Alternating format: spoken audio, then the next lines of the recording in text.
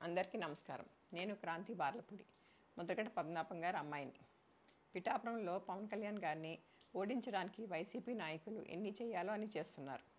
ముఖ్యంగా నిన్న మా నాన్నగారు ఒక బాధాకరమైన ఛాలెంజ్ చేశారు.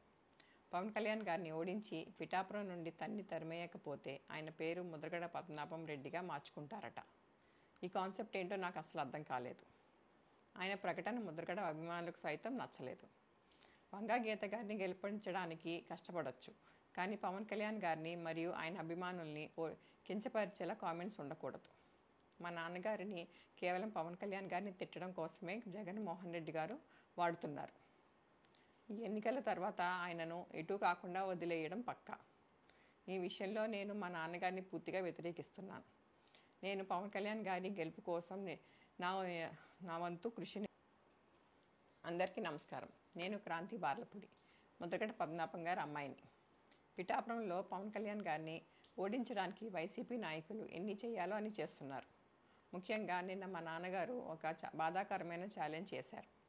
పవన్ కళ్యాణ్ గారిని ఓడించి పిఠాపురం నుండి తరిమేయకపోతే ఆయన పేరు ముద్రగడ పద్మనాభం రెడ్డిగా మార్చుకుంటారట. ఈ కాన్సెప్ట్ ఏంటో నాకు అసలు అర్థం కాలేదు. ఆయన ప్రకటన ముద్రగడ అభిమానులకు సైతం నచ్చలేదు. వంగా గీత గారిని గెలిపించడానికి కష్టపడవచ్చు, కానీ పవన్ కళ్యాణ్ గారిని మరియు ఆయన అభిమానుల్ని కించపరిచేలా కామెంట్స్ ఉండకూడదు. మా నాన్నగారిని కేవలం పవన్ కళ్యాణ్ గారిని తిట్టడం కోసమే జగన్మోహన్ రెడ్డి గారు వాడుతున్నారు. ఈ ఎన్నికల తర్వాత ఆయనను ఎటు కాకుండా వదిలేయడం పక్కా. ఈ విషయంలో నేను మా నాన్నగారిని పూర్తిగా వ్యతిరేకిస్తున్నాను. నేను పవన్ కళ్యాణ్ గారి గెలుపు కోసం నా వంతు కృషి చేస్తాను. నమస్కారం.